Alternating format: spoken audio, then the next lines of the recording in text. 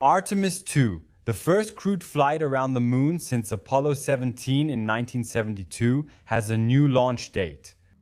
The 4 astronauts are scheduled to begin their mission on April 2nd at 12:24 a.m. Central European Time.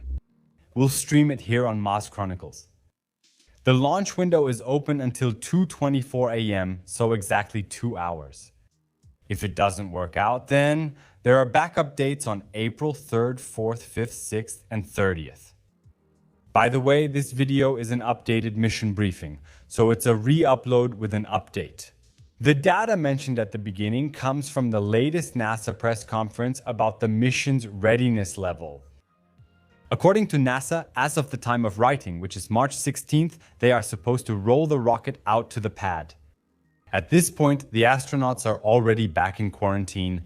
No new wet dress rehearsal will be conducted because NASA has solved the helium problem with great confidence. The hydrogen issue should also be under control, and all of this in record time.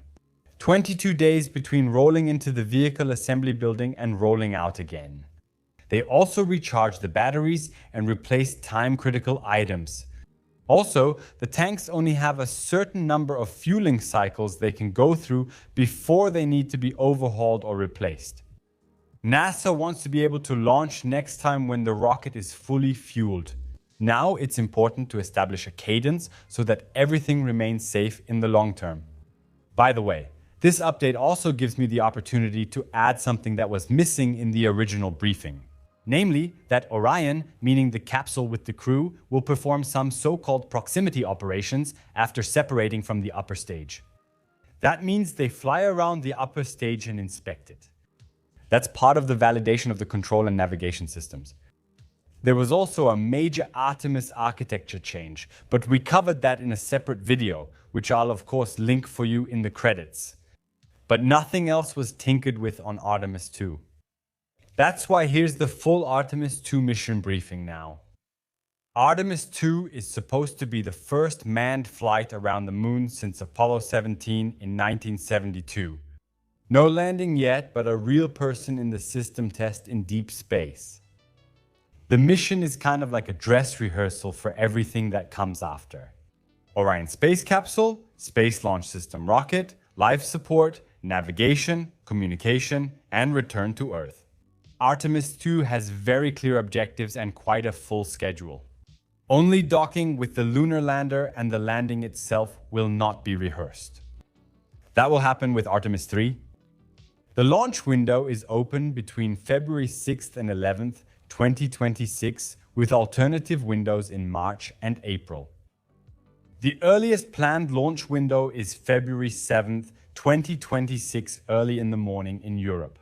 The earliest possible time is 3:41 a.m. Central European Time. Of course, I will be streaming here on Mars Chronicles. The actual launch will only be confirmed once all preparations, the so-called wet dress rehearsal, and safety tests are completed. During this, the entire launch sequence, including fueling and countdown, is rehearsed up to a few seconds before liftoff. For this, the rocket has already been rolled out from the iconic vehicle assembly building at Kennedy Space Center to Pad 39B. That's why it's now time for a mission briefing for Artemis 2. My name is Serwan, and this is Mars Chronicles. The primary payload of the mission is the 4 astronauts, whose main task is to test the Orion spacecraft and all systems under real conditions. Commander Reed Wiseman.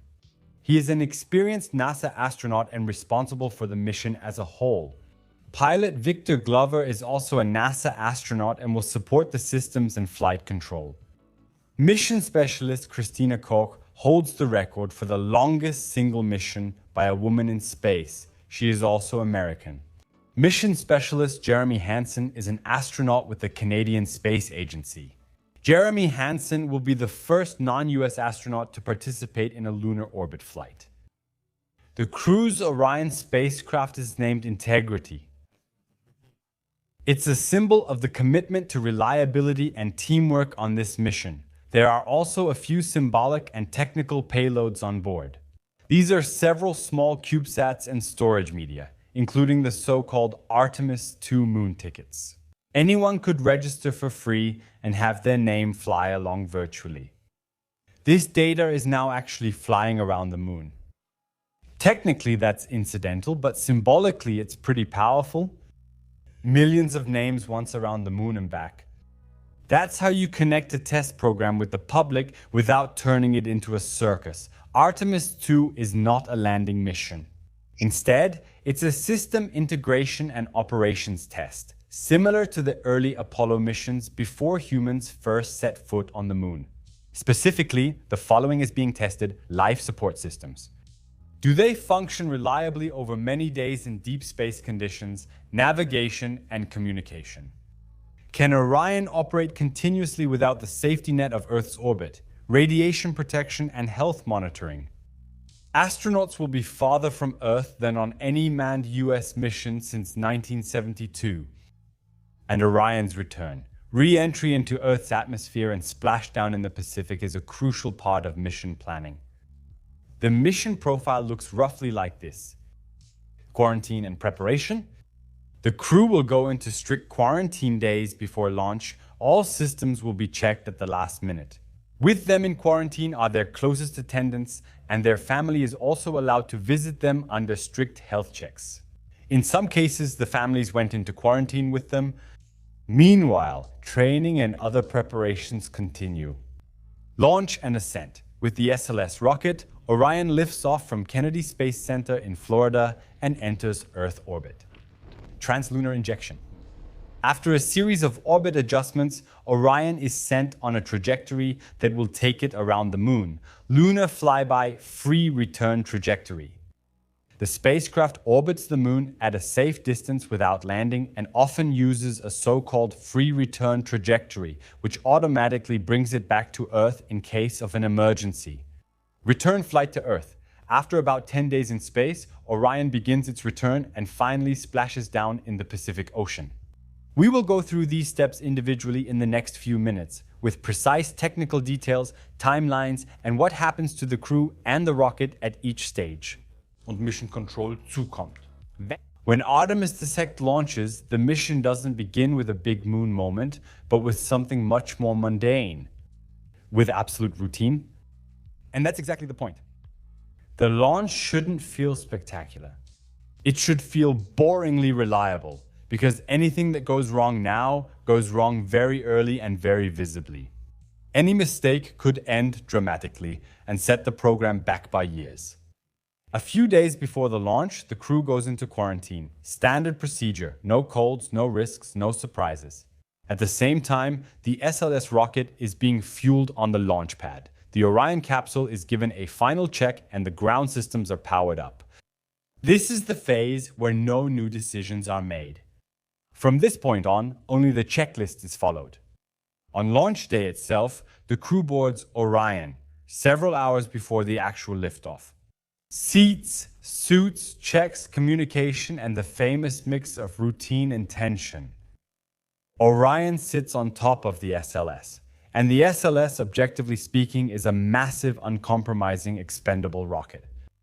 2 solid rocket boosters, a core stage with 4 RS-25 engines.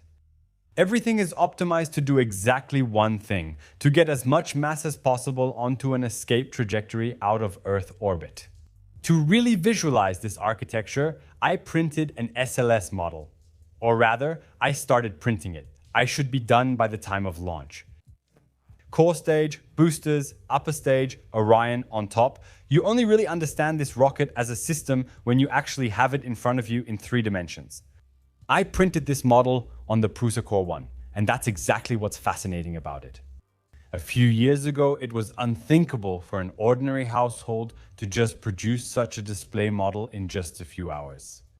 Today, it only takes a few clicks. And especially with a rocket like the SLS, you only realize when looking at the model how brutally task-specific this thing actually is. Nothing about it is elegant or versatile. It's not a workhorse, it's a golden battering ram. Technically, that's interesting, because the core stage, with its 4 RS-25 engines, each costing around $145 million, produces less thrust on the ground than a Falcon 9. At first, the solid rocket boosters provide the main thrust. However, the core stage burns for over 8 minutes, while a Falcon 9 first stage is done after just about 2.5 minutes. Of course, these are completely different philosophies for completely different areas of application. I've linked the printer and the model for you below. But the real point is, when you take a closer look at these systems, you start to understand why Artemis 2 is not an experiment. Instead, it's a full stress test for an extremely specialized architecture. The launch itself is brutal. But in short, about 8 minutes after liftoff, the core stage is burned out. The solid rocket boosters are already gone by then. At that point, Orion is not yet on its way to the moon, but is first in a low Earth orbit. And that's important. Artemis 2 does not fly directly to the moon. First, there is a parking orbit around the Earth. In this phase, the crew checks the spacecraft under real flight conditions. Power supply, navigation, life support, communication, and attitude control. This is the first real endurance test of Orion as a crewed system. This phase doesn't last forever, but it's long enough to make sure the spacecraft is healthy. If something fundamental isn't right here, Artemis 2 won't fly. The crew will come back down. That's exactly what this intermediate phase is for. Only when everything is green does the crucial step happen, the translunar injection burn, or TLI for short. That's the moment when Orion leaves Earth's orbit. A targeted engine burn lasting several minutes that increases the speed so much that the capsule no longer falls around the Earth, but instead moves onto a trajectory toward the moon. From this moment on, there is no turning back. From here on, the mission is truly a lunar mission. What you have to realize is that this isn't a straight flight. Orion is sent on what's called a free return trajectory. That's a trajectory that's set up so that it circles the moon and automatically brings it back to Earth, even if the main engine fails completely later on. That's old Apollo logic, but it's still brilliant. Safety through geometry and orbital mechanics. In the hours after the TLI, the transition to real deep space operations begins. The Earth slowly gets smaller. Communication no longer runs through normal LEO infrastructure, but through the deep space network. And for the crew, the actual purpose of this mission begins. Living and working in a spacecraft that is no longer within reach of a quick rescue. From this point on, Artemis 2 is no longer a test flight in the traditional sense. It's a real expedition, just without a landing. After the TLI and the first days in deep space, the flight becomes calmer, at least on the surface. Technically, everything is now set for deep space operations. The flyby itself is the emotional highlight of the mission. Orion will come closer to the moon than any manned mission since Apollo 17, except maybe Apollo 8. The exact distance varies depending on the flight profile, but we're talking about just a few thousand kilometers above the surface. The crew no longer sees the moon as a disk, but as a landscape with craters, edges, and shadows. And then comes the most important point of the entire mission, the flyby behind the moon. As soon as Orion disappears behind the moon, radio contact with Earth is lost. No relay, no direct connection. For a certain period, the crew is truly alone. That's exactly what's intended. They want to test how navigation, scheduling, onboard operations, and crew coordination feel when there's no real-time communication with Earth. That's not just technology, that's psychology. Apollo astronauts have repeatedly described that the moment when the Earth suddenly disappears does something to you mentally. On the far side of the moon, Orion will reach the point of its greatest distance from Earth. Humans haven't been that far away since 1972. After that, the geometry of the orbit slowly reverses again. The gravity of the moon has done its job. Orion doesn't fall back, it's brought back. The return flight to Earth again takes several days. And that's not idle time either. Now they're testing what will really be needed for Artemis 3. Long-term operation of the systems, energy management, temperature control, navigation, communication, crew routines. This isn't a let's look out the window phase. This is a systems test under real conditions. The let's look out the window phase is when the crew flies past the far side of the moon. At that point, NASA deliberately didn't schedule anything except for observing the lunar surface and photographing it at the crew's discretion. Shortly before reaching Earth comes the next critical phase, preparing for re-entry. Orion isn't returning from Earth orbit, it's coming from a lunar trajectory. That means significantly higher speeds than with regular ISS returnees. The heat shield will be subjected to more stress than anything NASA has flown since Apollo. That's exactly what they want to test. The procedure is classic. Detach the service module, align for the entry angle. Then enter the Earth's atmosphere. First plasma, then deceleration, then parachutes, finally splashdown in the Pacific and recovery by the US Navy. The problem here is not insignificant. On Artemis the capsule skipped over the atmosphere like a stone skipping across the surface of water. This led to entire pieces of heat shield tiles being blown off in dozens of places because heat built up under the tiles and caused major and dangerous damage. NASA has now investigated this problem for 2 years and has decided on the following measure. The skip entry will be omitted. Instead, the capsule will enter directly into the Earth's atmosphere. Let me know in the comments what your gut tells you about this. And this is exactly where this mission comes full circle. Artemis 2 is not supposed to prove that humans can fly to the moon. That was already known in 1969. This mission is meant to show that we can do it again today as a system, with modern technology, with different structures, with a different approach to risk. But with the same demand for reliability. Even if this mission runs smoothly, Artemis III is still far from guaranteed.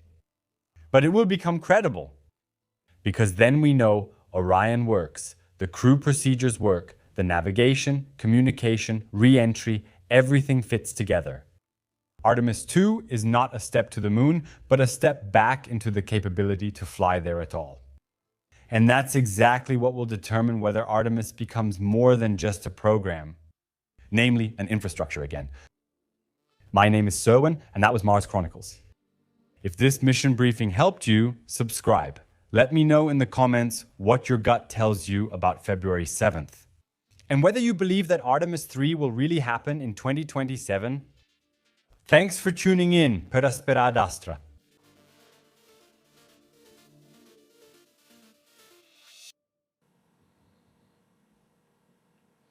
Sound speed. Camera rolling. Marker. Artemis 2 mission briefing update A230.